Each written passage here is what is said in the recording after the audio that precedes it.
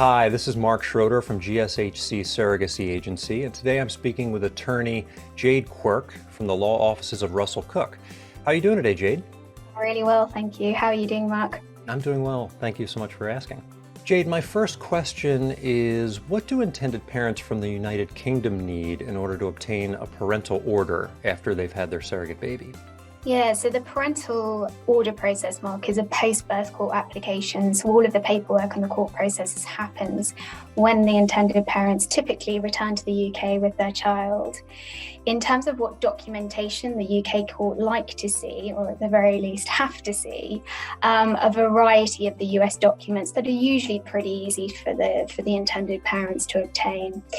So common documents will include a copy of the gestational surrogacy agreement that they enter into with the surrogate and, if relevant, her spouse, together with copies of the court orders that are obtained in the US as well. So they're sort of key documents, together then, of course, with evidence of the payments that have been made both to the surrogate and also the agency, because the UK court will have to go through a process whereby they scrutinise those payments and they will want to see clearly all of the amounts and what the payments have been made for.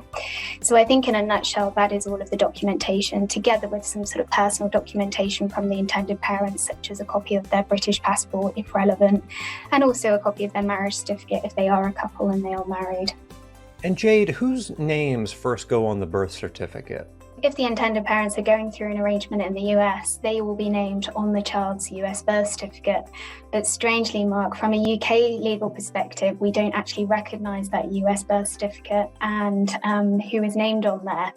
So instead, UK surrogacy law applies, and we still treat the surrogate as the legal mother. And if she is married, then we treat her spouse as the second legal parent. So what the intended parents will do when they come back to the UK is they will apply for the parental order, and assuming that is then made by the family court, Mark, what will then happen is it will trigger the release of a completely new British birth certificate once that order is made. And that new British birth certificate will then have the intended parents' details on there as well.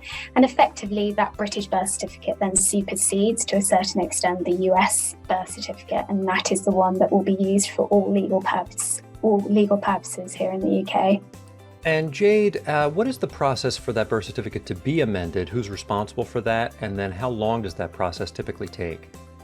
Yeah, so once the court make the parental order in favour of the intended parents, the process is largely administrative in the sense that the court will then automatically send a copy of that order to the General Registry Office here in the UK, who are responsible for registering births.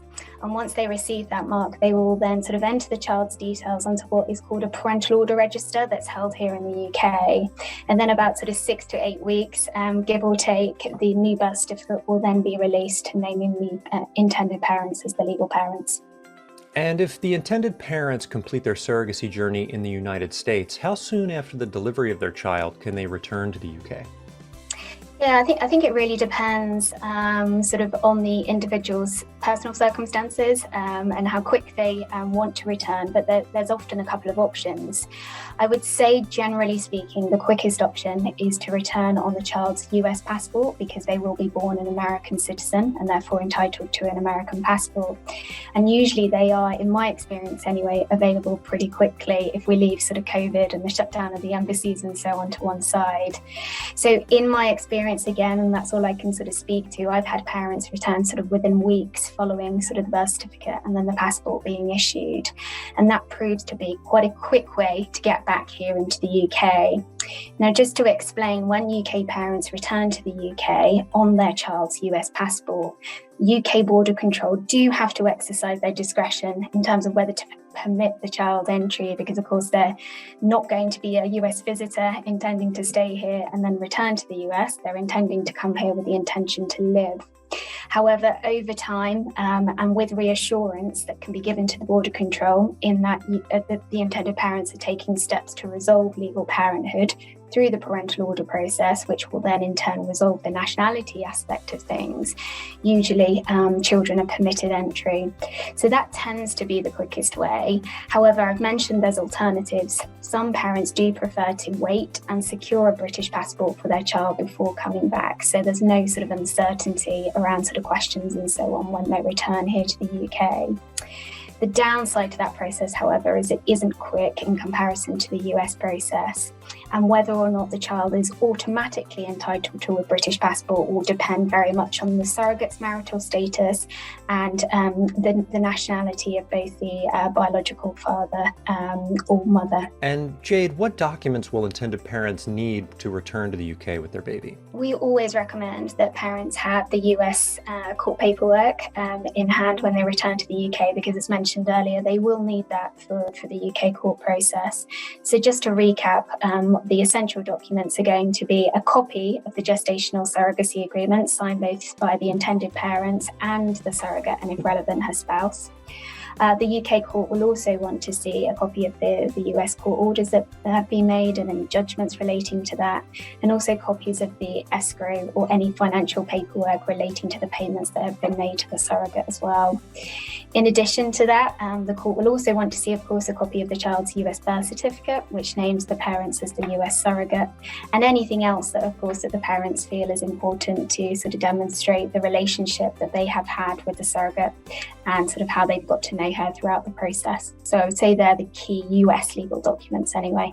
But as I'm sure you can probably imagine, Mark, lots of parents don't really encounter many difficulties when they come back to the UK because they've got this US birth certificate and no one really questions them. You know, why would you if you've got a birth certificate naming you as the parent? No one's going to say, oh, by the way, did you have your children through surrogacy? So it's more just sort of the murkiness and the legal complications behind that. And, you know, if parents don't move forward and obtain that UK birth certificate, it just leaves themselves in a tenuous legal position with their child. And of course, wider to that, it means that the US surrogate remains legally connected to the child, and that arguably is not fair on her. So it's really important that the process is resolved over here in the UK. So Jade, Russell Cook can help intended parents with many aspects of the legal process as intended parents. So I know that your services are broad and far-reaching. Generally speaking, what are the service costs for the different areas that you can help UK intended parents with? As you mentioned, we offer a broad range of services, and it's really just depends what level of support the intended parents feel that they need. So for some parents, for example, they like just to have initial consultation with myself, whereby we talk through the legalities associated with their plans, and I talk them through what they will need to do as part of that process to help ensure a smooth process to secure that final parental order. Now, some parents might feel that that is all that they need and they don't need any further legal input, so the cost can be really quite minimum. And other parents, however, prefer that they need a little bit more involvement and they require sort of my support on a more sort of daily basis as the parental order progresses, in which case the legal fees are likely to be sort of much higher in comparison to that initial consultation. So I think what I would say is there's a range of different services that I can offer, subject to the level of input that the intended parents need, and also subject to their budget. I know surrogacy is incredibly expensive generally anyway, and legal fees are, you know, an added financial burden. So I'm always very mindful to that and can have conversations with clients about their budget and how I can work within that. So Jade, how would the parental order process be different for UK intended parents who are either a same-sex couple, or single, not married, or are using all genetic donor material in order to create the embryos that contribute to their child? Solo parenting and same-sex parents, not a problem at all. From a UK legal perspective, they can still secure a parental order.